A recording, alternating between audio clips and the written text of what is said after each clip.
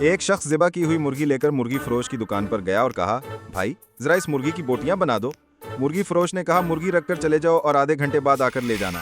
اتفاق سے شہر کا قاضی اسی دکان پر آ گیا اور دکاندار سے بولا، یہ مرغی مجھے دے دو۔ دکاندار نے کہا، یہ مرغی میری نہیں کسی اور کی ہے اور میرے پاس ابھی کوئی دوسری مرغی بھی نہیں جو آپ کو دے سکوں۔ قاضی نے کہا، کوئی بات نہیں، یہی مرغی مجھے دے دو، جب اس کا مالک آیا تو کہنا کہ مرغی اڑ گئی۔ دکاندار نے حیرت سے کہا، ایسا کیسے کہہ دوں؟ اس شخص نے خود مرغی ذبح کی تھی، پھر ذبح شدہ مرغی کیسے اڑ سکتی ہے؟ قاضی نے کہا، جو میں کہتا ہوں غور سے سنو، بس یہی مرغی مجھے دے دو اور اس کے مالک سے یہی کہنا کہ تیری مرغی اڑ گئی، وہ زیادہ سے زیادہ تمہارے خلاف مقدمہ لے کر میرے پاس ہی آئے گا۔ دکاندار نے کہا، اللہ سب کا پردہ رکھے، اور مرغی قاضی کو تھما دی۔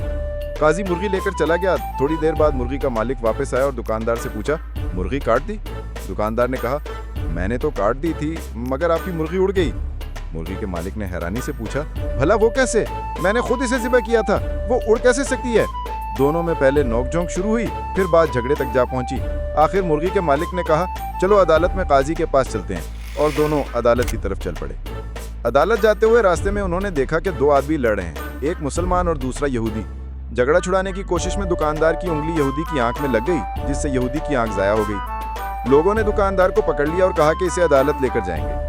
اب دکاندار پر دو مقدمے بن گئے۔ لوگ دکاندار کو لے کر جب عدالت کے قریب پہنچے تو وہ خود کو چھڑا کر بھاگنے میں کامیاب ہو گیا، لیکن لوگوں کے پیچھا کرنے پر وہ قریبی مسجد میں داخل ہو کر اس کے مینار پر چڑھ گیا۔ جب لوگ اسے پکڑنے کے لیے مینار پر چڑھنے لگے تو اس نے چھلانگ لگا دی اور ایک بوڑھے آدمی پر گر گیا، جس سے وہ بوڑھا مر گیا۔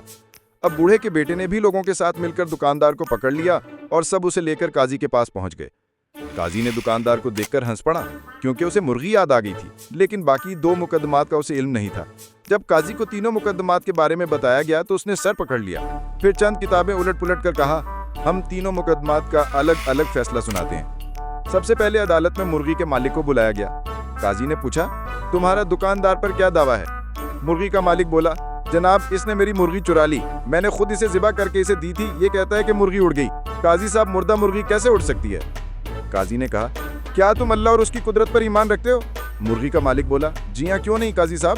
قاضی، کیا اللہ تعالیٰ بوسیدہ ہڈیوں کو دوبارہ زندہ کرنے پر قادر نہیں؟ تمہاری مرغی کا زندہ ہو کر اڑنا بھلا کیا مشکل ہے؟ یہ سن کر مرغی کا مالک خاموش ہو گیا اور اپنا کیس واپس لے لیا۔ قاضی نے کہا، دوسرے مدعی کو لاؤ۔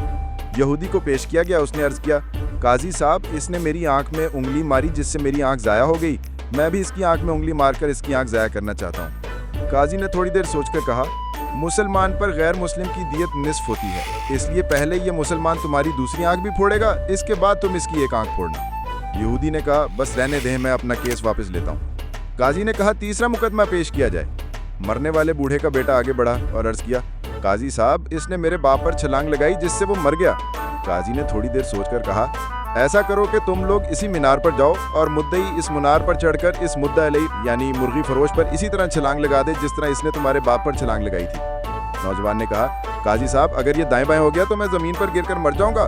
قاضی نے کہا، یہ میرا مسئلہ نہیں، میرا کام انصاف کرنا ہے، تمہارا باپ دائیں بائیں کیوں نہیں ہوا؟ یہ سن کر نوجوان نے بھی اپنا دعویٰ واپس لے لیا۔ نتیجہ، اگر آپ کے پاس قاضی کو دینے کے لیے مرغی ہے تو قاضی آپ کو بچانے کا ہر ہنر جانتا ہے۔ یہ کہانی سنگت کلب کی جانب سے پیش کی گئی ہے۔ ویڈیو پسند آئے تو لائک اور شیئر ضرور کیجیے اور ہمارے YouTube چینل کہانیوں کی دنیا کو سبسکرائب کرنا مت بھولیے۔